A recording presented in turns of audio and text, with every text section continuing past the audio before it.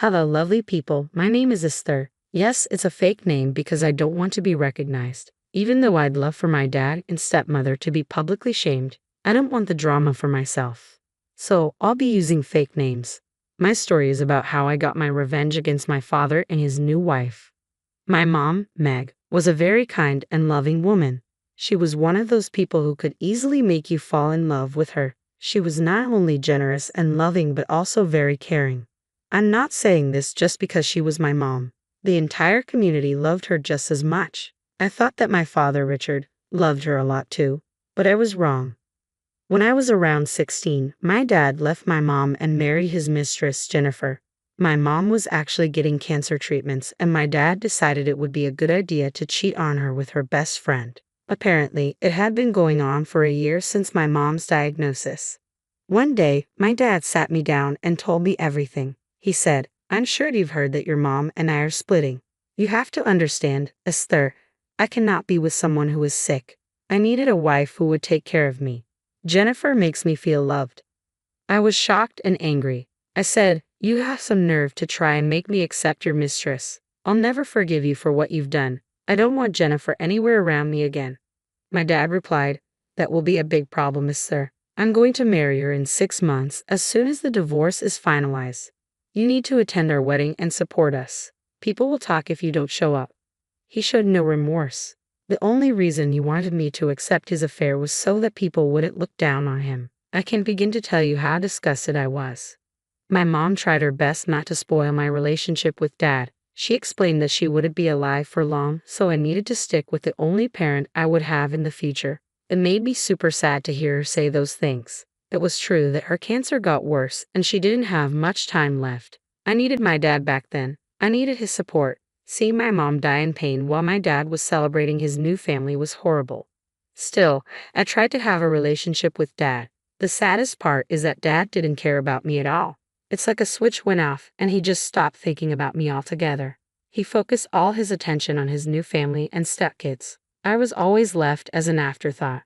I was even made to sleep on the couch while his new kids had their own rooms. When I complained, Dad and Jennifer jumped on me. They said, "How can you be so selfish, Esther? This is all very new to my stepkids. They need their rooms to adjust. You can sleep on the couch for a few days. This is my house and I will decide who stays where." I replied, "Dad, first of all, this house belongs to Grandpa. He promised me that I would get my room. You promised him that too. That's why he let you stay here." Dad responded, "Look how entitled you are.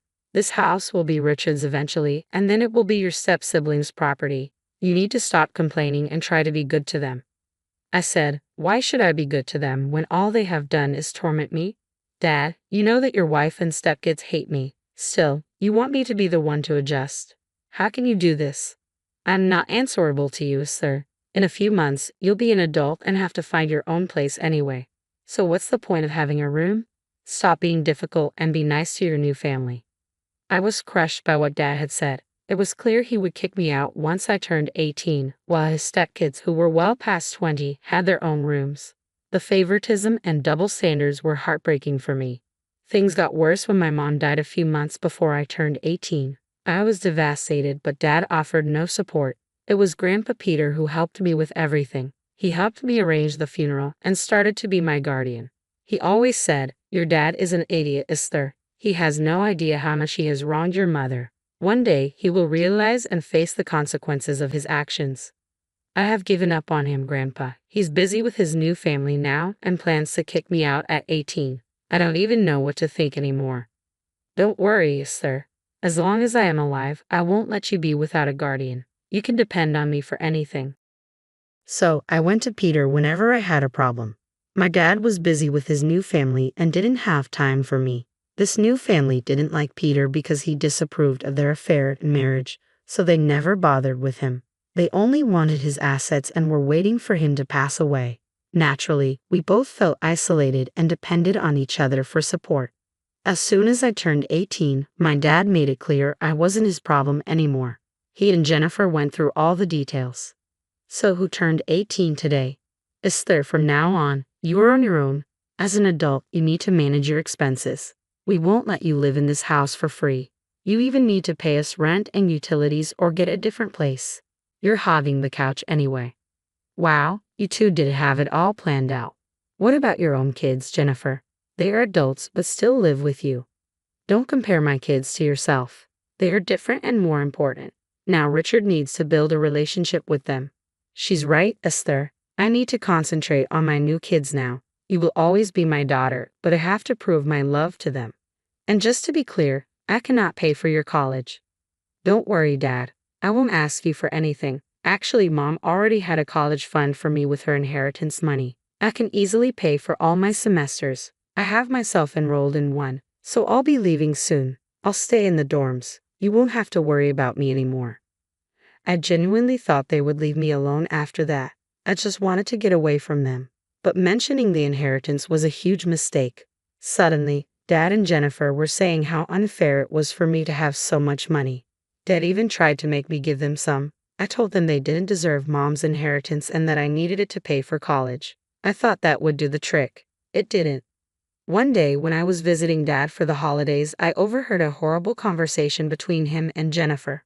Richard, the guests have been asking for a new car and some gadgets again. I don't know how to tell them we can't afford it. It's so unfair that Esther gets everything while your kids don't get what they want. If you don't do something about it, they will start to hate you. Don't worry, dear. I'll talk to Esther. I'll make her drop out of college. Then she'll be forced to give up the rest of her inheritance to us. That's a wonderful idea, Richard. Esther doesn't deserve so much money anyway. She needs to share it with her siblings as we do. You should talk to her.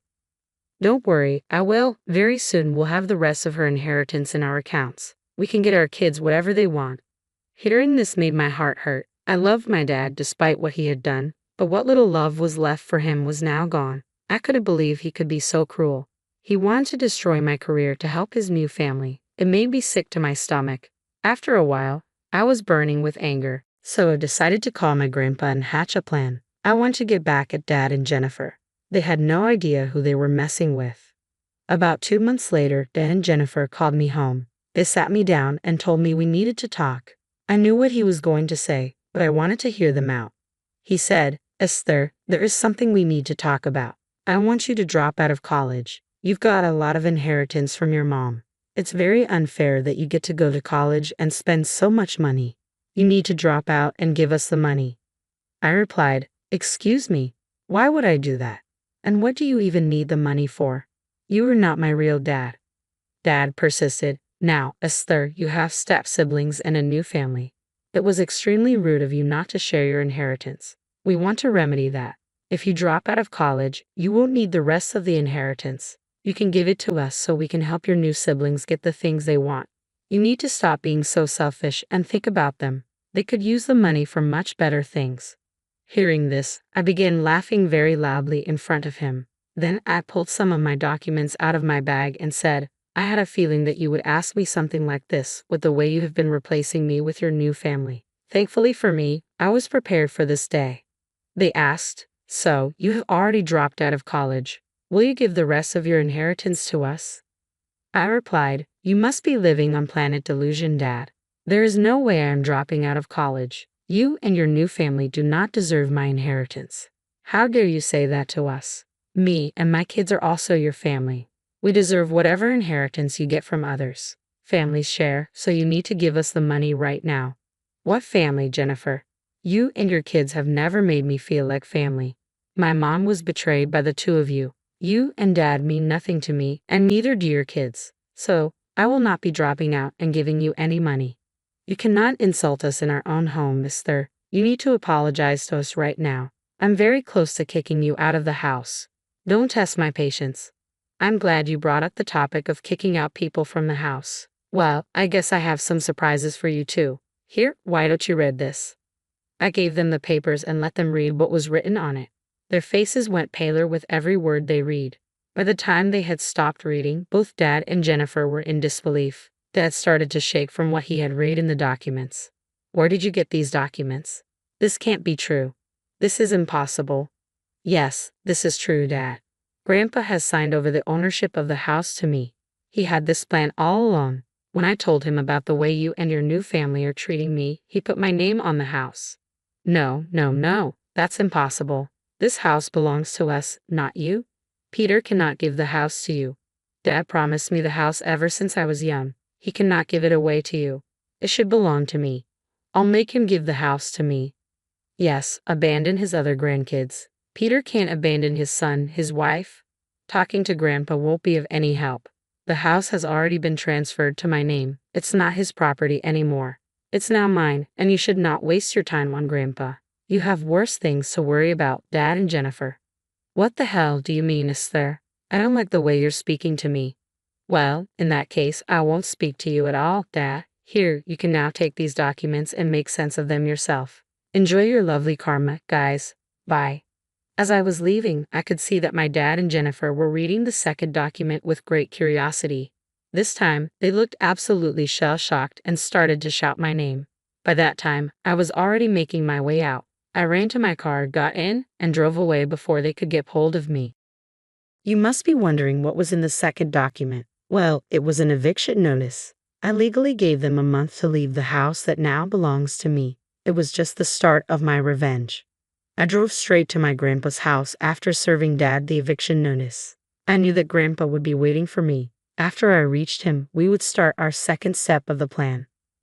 When I got to Grandpa's house, I gave him the green signal. The eviction papers have been served, Grandpa. They know that the house belongs to me now. You can go ahead and do what you want. Good job, Esther. Now I'm going to call my friend, who is Richard's boss. I requested my friend to give my son the job because he was in financial debt. I thought he needed the money to pay child support and take care of you. And though he had no intention of taking care of you. So, it's time to take the job back from him. Do you really want to do this, Grandpa? They might show up at your place and make a scene or beg for money. They can beg as much as they want, Esther. They won't get a penny out of me. That's a promise. I won't let them go for neglecting you. It's my responsibility to protect my granddaughter now. Grandpa became the best person in my life during that time. His love for me knew no bounds, and it truly showed me what a real family does. True to his words, Grandpa called his friend to get Dad fired. He also called his lawyer to talk about inheriting Dad. Around an hour or two after everything went down, Grandpa started receiving angry calls and texts from both Dad and Jennifer. At first, Grandpa ignored them. But then he decided to give Dad a piece of his mind. He picked up the call and said, "What the hell do you want, Richard? I think I have made it clear through my actions that I'll be of no help to you. Dad, you can't do this to me. You can't do this to your own son. What kind of a father are you? How can you destroy your own son's life? You keep forgetting something, Richard. I am being the same kind of father that you were to Esther.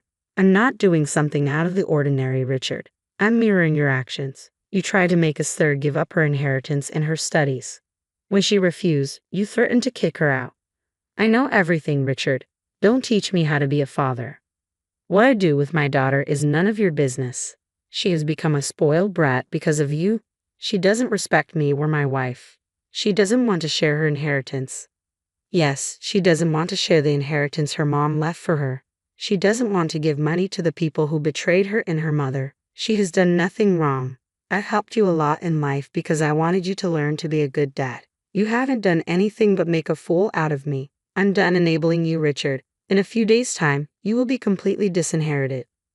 Grandpa said that and cut the call on Dad's face. It was glorious for me. Grandpa also looked like he had finally dealt with Dad like he should have done before. He requested me to stay with him for a few days until he sorts things out. He had a feeling that Dad and Jennifer would show up at my dorm and make a scene. He didn't want that to happen.